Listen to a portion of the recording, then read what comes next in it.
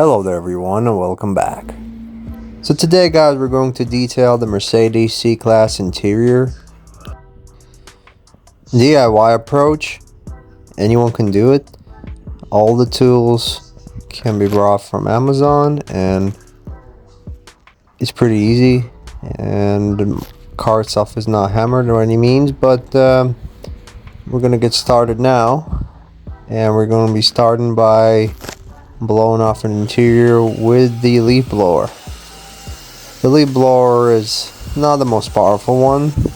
It's cordless, but it gets the job done. And this is not like a tornado compressor powered tool that will blow off the fabrics. However, what it will do is all these tight areas will blow off some stuff out of the tight corners to make life easier for us. And then we will be able to vacuum the car. It will leave a little mess. That's why we do it prior to vacuuming. But it will get all the small stuff out of the corners for us to then mop them up.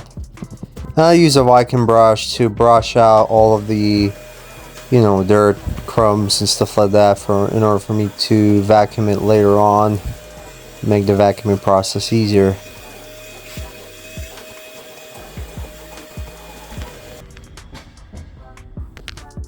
Make sure if you have this leg support, you extend it and then vacuum all the tighter edges of the seat, especially those in between the side bolsters, and because there's a lot of crumbs there as well.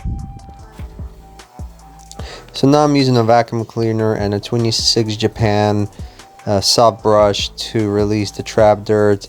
You will get in between the buttons, as you can see, the CD insert, the screen. It really helps to get the dust, the trap dust that's kind of stick to the surface, so to speak. So obviously vacuuming will be the first step in detailing the interior, getting all the dirt off before applying any kind of chemicals to clean the surfaces and whatnot. And I'm using the Works cordless vacuum cleaner, by the way.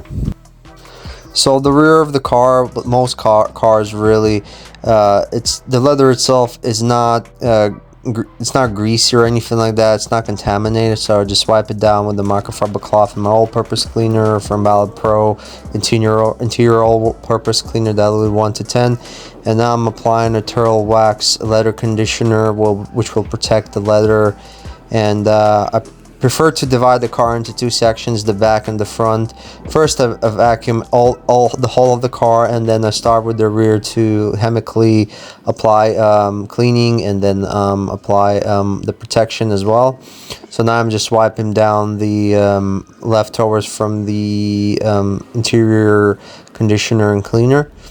I just don't want it to be glossy or anything like that. I prefer a matte looking leather. And I'm also finishing up with my Moth-Holy towel to clean the rear windows. So apart from leather, I'm using meguiars Ultimate Interior Detailer, which is not the best product, but it seems to be working really well on clear coated surfaces of the interior and on matte plastic, as you can see right now, which is the rear of the seats. It does give it a bit of a deeper black sort of look, but I wouldn't apply it on leather apart from the steering wheel.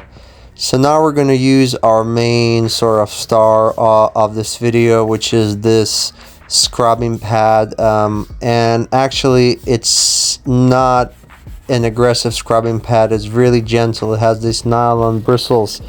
There's loads of them, and they get really deep into the fabric or plastic or any material you work with, and it sort of releases that grease, that dirt that's stuck in the material, wherever kind it is. Especially works great on leather, and then with a combination of an all-purpose cleaner, it really cleans out everything well.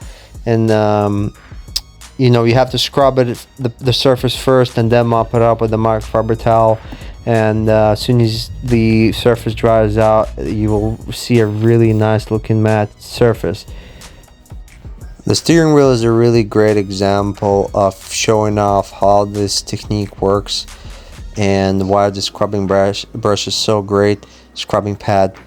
The steering wheel does get a lot of grease, simply because some people apply oil onto their hands to moisturize them, and you get this oil transfer onto the wheel, and that's why the wheel most of the time turns shiny.